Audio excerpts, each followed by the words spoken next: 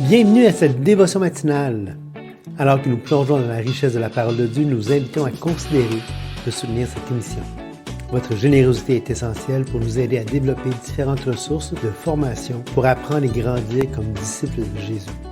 Merci d'être une bénédiction pour ce ministère. Que Dieu vous garde. On est bienvenue à cette nouvelle dévotion matinale sur l'Épître aux Éphésiens. Et ce matin, oui, il y a un petit participant un petit peu turbulent que je tiens dans mes bras. C'est ça où il grogne puis il veut jouer avec mes pieds. On choisit la moindre des pires. Alors, verset 7. En lui, nous avons la rédemption par son sang, le pardon des péchés selon la richesse de sa grâce que Dieu a répandue abondamment sur nous par toute espèce de sagesse et d'intelligence. Il nous a fait connaître le mystère de sa volonté selon le bienveillant dessein qu'il avait formé en lui-même pour le mettre à exécution lorsque les temps seraient accomplis, de réunir toutes choses en Christ, celles qui sont dans les cieux et celles qui sont sur la terre. En lui, nous sommes aussi devenus héritiers, ayant été prédestinés suivant le plan de celui qui opère toutes choses d'après le conseil de sa volonté, afin que nous servions à célébrer sa gloire. Nous qui d'avance avons espéré en Christ. En lui, vous aussi, après avoir entendu la parole de la vérité, l'évangile de votre salut, en lui vous avez cru et vous avez été scellés du Saint-Esprit qui avait été promis, lequel est un gage de notre héritage pour la rédemption de ceux que Dieu s'est acquis pour célébrer sa gloire.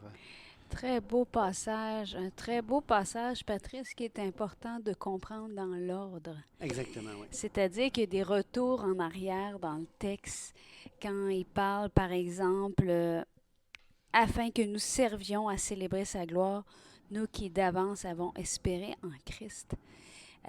On a des retours en arrière, c'est-à-dire que nous qui d'avance avons espéré en Christ, au moment où sa gloire va paraître, où est-ce qu'on va être glorifié avec Christ, eh bien, nous avions placé avant notre espérance en lui, et c'est pour ça qu'on va être glorifié avec lui, que nous allons servir à célébrer sa gloire.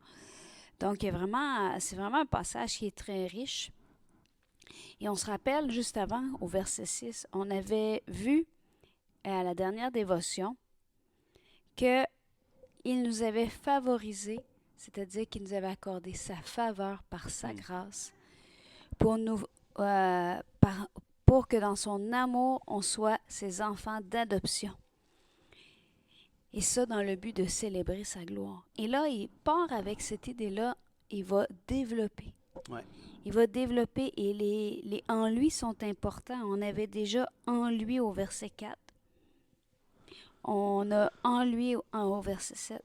On va avoir un en lui au verset 11 et on a encore un en lui au verset 13.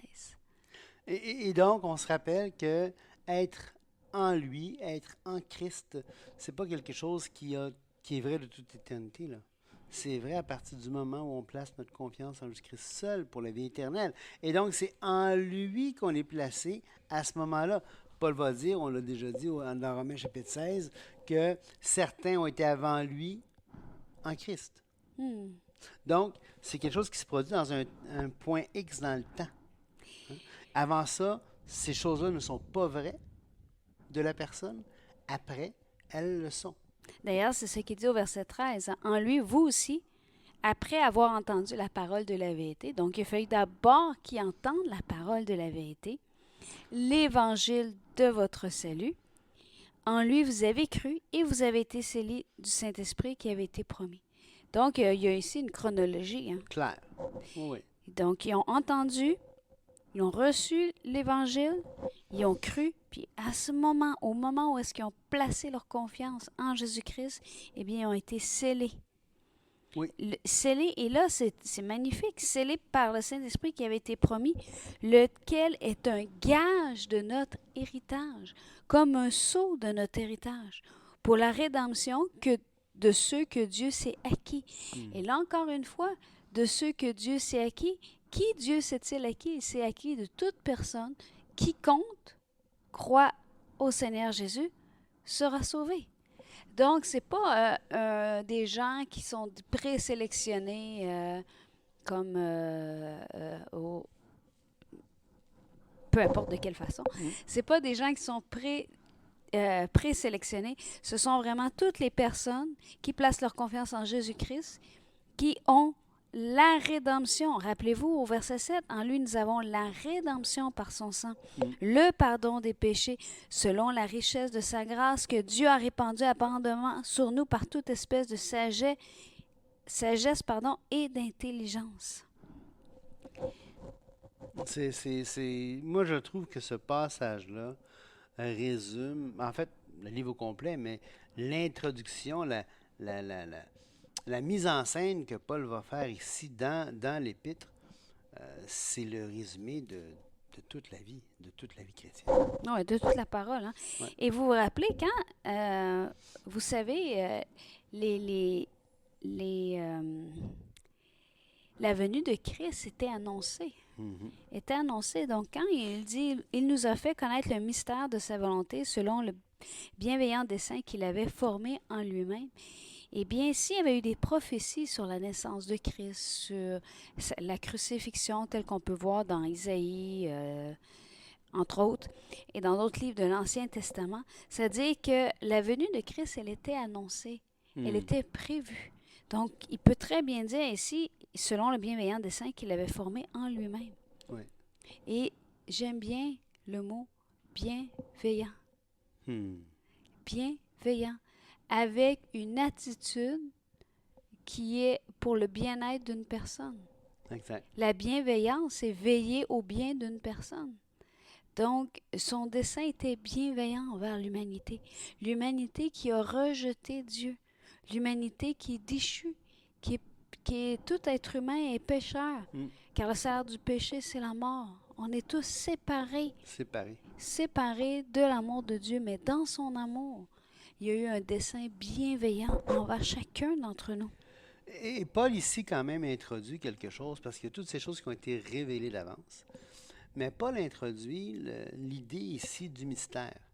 Mystère qui contredit, ou en tout cas qui est différent de toutes les religions, entre guillemets, à mystère, comme le gnosticisme, toutes sortes de cultes, de sectes qui étaient à l'époque, qui élevaient cette forme de mystère que seulement les élus pouvaient avoir accès.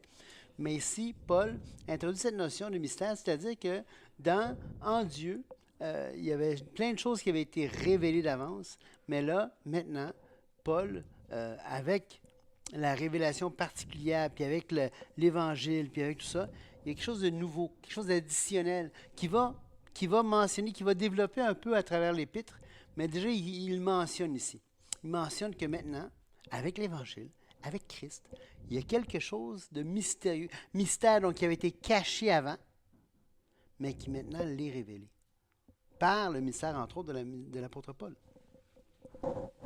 Et on a ici, d'ailleurs, c'est intéressant, au verset 10, ils disent « Lorsque les temps seraient accomplis de réunir toutes choses en Christ, celles qui sont dans les cieux et celles qui sont sur la terre. » Et ça, ce que je vois de ce verset-là, c'est que Christ est pleinement Dieu, Christ est pleinement homme. Oui. Fait que l'incarnation de Christ, c'est vraiment la réunion de toutes choses. Oui.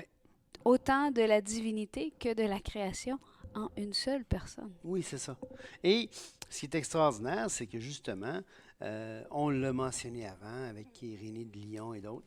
Ça ici, c'était le plan ultime de Dieu, qu'il y ait eu la chute ou pas. Dieu voulait réunir le créé et le non créé en Christ.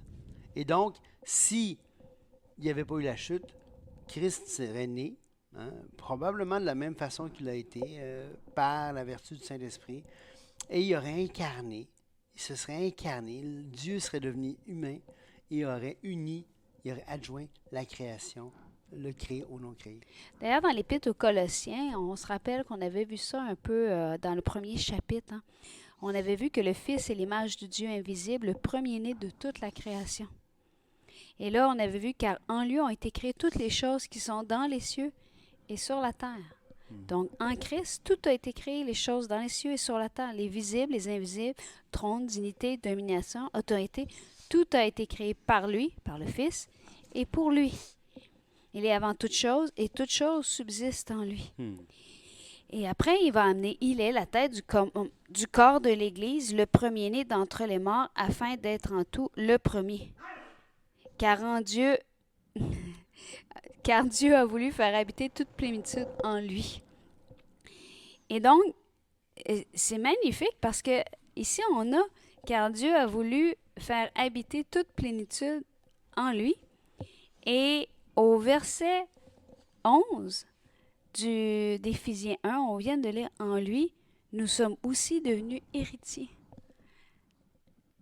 On a tout pleinement en Jésus-Christ. À combien de reprises, Patrice, on a répété ceci? Oui, On a tout pleinement en Jésus-Christ. ben oui.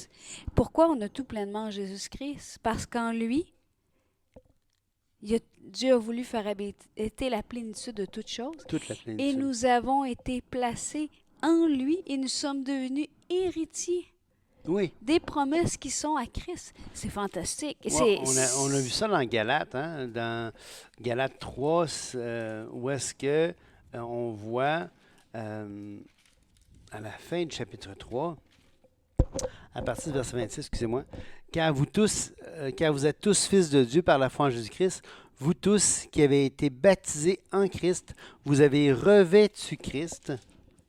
Il n'y a plus ni juif ni grec, ni esclave ni libre, ni homme ni femme, car tous vous êtes un en Jésus-Christ. Et si vous êtes à Christ, vous êtes donc la descendance des promesses d'Abraham, héritier de la promesse. Alors, cette union avec Christ, hein, le fait qu'on devient, dans les paroles de l'apôtre Paul, à l'Épître aux Romains, au chapitre 6, le fait qu'on soit devenu une même plante avec lui, unis avec lui, puisqu'on est en lui, on hérite de ce qu'il a. Et là, c'est beau, hein? Ici, encore une fois, on voit l'ordre, hein? Vous êtes tous fils de Dieu par la foi en Jésus-Christ. Oui. Donc, c'est vraiment pas une question de certains... c'est vraiment pas une question d'orgueil ou de mérite, ou c'est une question de juste placer ta foi. Oui, Par mes forces, je peux pas. exact. J'ai rien à offrir qui puisse rencontrer les standards 100% de Dieu. La seule chose que je peux offrir, c'est de dire, oui Seigneur, tu as raison. Tu as raison, j'ai besoin de Christ. J'essaie de me concentrer sur ce que C'est tu de dis, lui mais- donner la foi. C'est de Oui. fantastique. Ici, c'est un offre qui est disponible pour chaque personne. Tu places ta foi en Christ, il y a quelque chose qui se change.